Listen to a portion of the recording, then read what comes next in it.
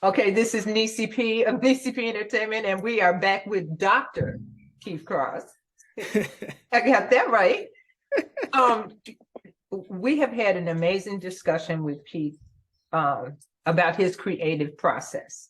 So with and I'm going to call it genre for the lack of words, because it's really not. It's just making us aware of who we are, what we're going through, and how to extend ourselves to the fullest to be able to accept it and grow as not only a person, but as a people as well.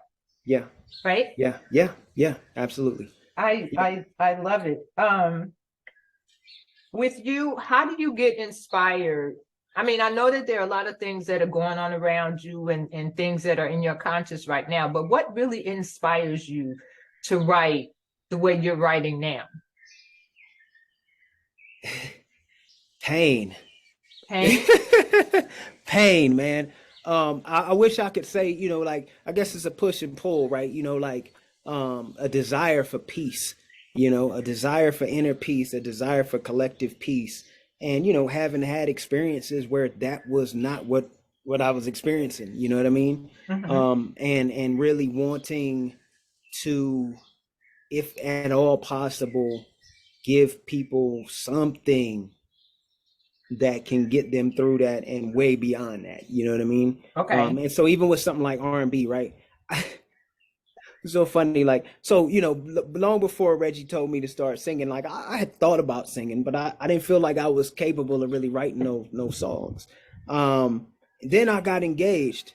Now I've been married for almost 20 years, but I got engaged and the engagement didn't work. Okay. And all of a sudden I could write R&B.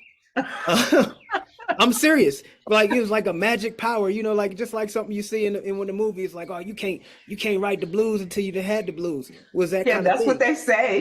It's true, but for me it was like, I was a lyricist. I've been a lyricist for 10, 12 years at that point, and one who really was serious about my craft. And so, tinkering with it like a scientist, like, oh, this don't just apply for when my heart is broken. This just applies to like being able to sit in my emotional circumstance and then put lyrics to it, and then I just extended it beyond me. Let's sit in somebody else's emotional circumstances and put lyrics to it, so that level of inspiration, that's just like kind of one, just then, like I said, two was my mama just kind of put me on those lyrics. And then, anytime you hear something incredible, and I guess I might be getting old now, because I'm just like everybody else. You're like, I don't know Please. when the last time I heard something incredible that inspired me, but when you hear something incredible, you know, especially when a lot of times you be jaded, and you're like, I don't want to write no more. And then you hear something Yeah. incredible, and it inspires you, and you want to go back at it. But and I shouldn't have led with pain, but like a lot of the more thought-provoking stuff, like I'm trying to heal people. Like I'm the same reason you could, like, you might as well have asked me what led you to go to the doctor. You know what I'm saying? Well, Okay. people don't go to I mean, yeah, some people, they go for maintenance or whatever. Most people go because they sick. You know what I'm Right. saying? Like, and so, I got into this business because of weakness that I wanted strengthened, or because of illness that I wanted healed, because of chaos that I wanted ordered, because of war that I wanted to bring peace to. You know what I mean? Like that's how I got into this lane that I'm in. And I think now I'm just way down the rabbit hole. I don't know how long the interview can last, but there's just That's okay. so We're much that I'm good. up to. Yeah. We are good. We are Yeah. so good. Because I've been Yeah. waiting for this for a really long time. I have totally waited for this. Okay, Yeah. so Dr. Keith, Yeah. what advice would you give to a new artist that's coming up and trying to focus on what type of music they want, or how to go about putting it together? Right. Nobody's ever asked me this before. Um, I would, you know, See, it's gonna sound, that shows you need to come back at some other point and talk to me again, right? yeah. I mean, you know, it's a question you know you hear, but I ain't never been privileged to be asked the question. Um, you know, I think this is gonna sound cliche, but I mean, like, study the greats.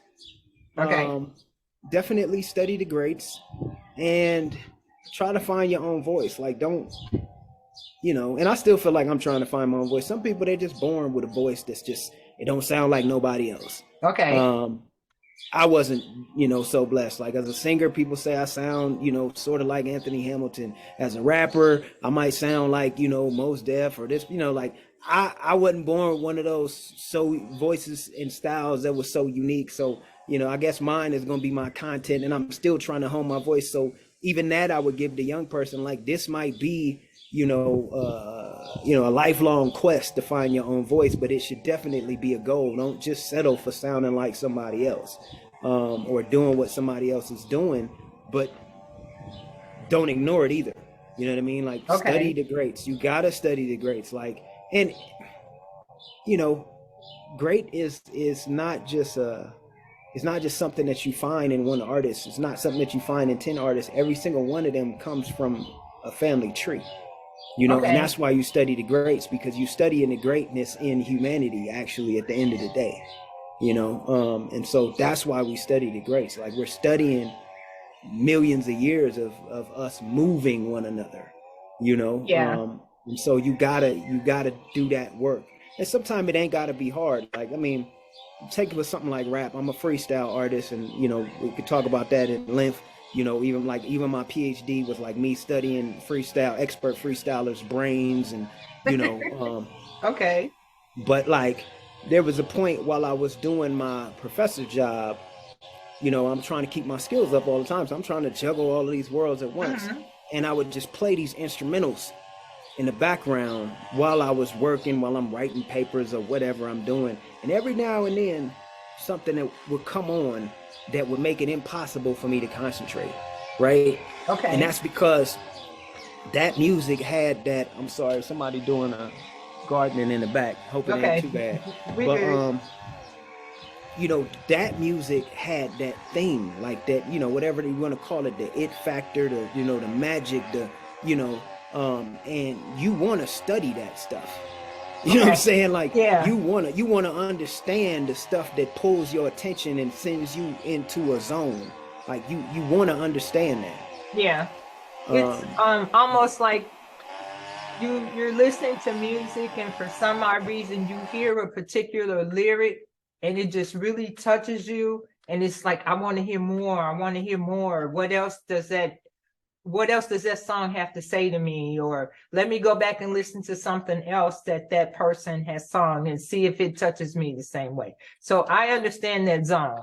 I mean, it's like when yeah. I'm trying to make a playlist. It's like, okay, so do I have a theme for this playlist, and what is going to keep that theme together instead of jumping from something fast to something slow and then something in the middle? I just want to work it together. So that makes sense. Yeah. I'm sorry I can't do nothing about this noise in the You know background, but what? I'm muting. I'm gonna just turn you up. That's all. Okay. Yeah. I'm just gonna turn you up. So let's see what else I got for you. Um, do you feel that you have grown even more so than you thought when you started looking at things a different way and writing lyrics a different way? Yes, Yes. absolutely.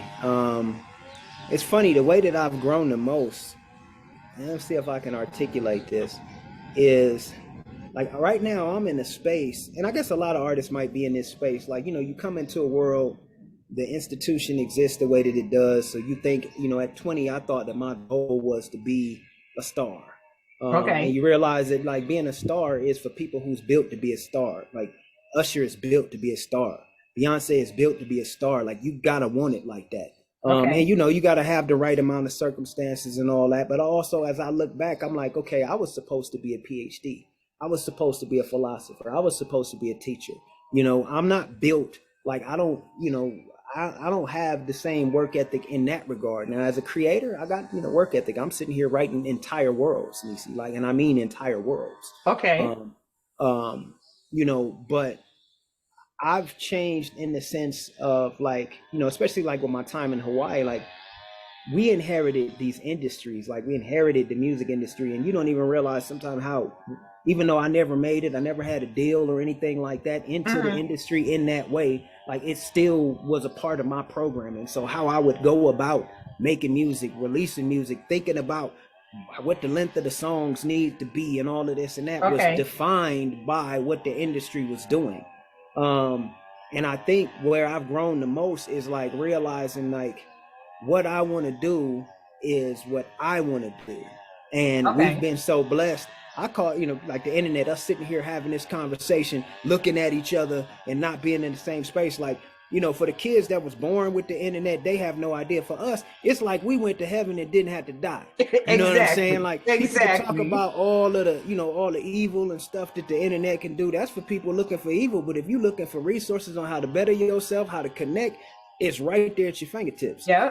So and so that also, like, I find myself going back to who I was at 5 years old. Like I wrote my first song at 5 years old. But I was writing stories all the time. And I stopped when I got sort of self-conscious. That's a whole long story for another interview. But and I didn't pick up the pen in that regard until I was like 15 again when I started rapping. But I'm finding that I'm like it's almost, I don't know what type of psychological, magical phenomenon is going on, but like I find myself like remembering my 5-year-old self. When I wrote stories, yes, I wrote them to share, but I wrote them for me.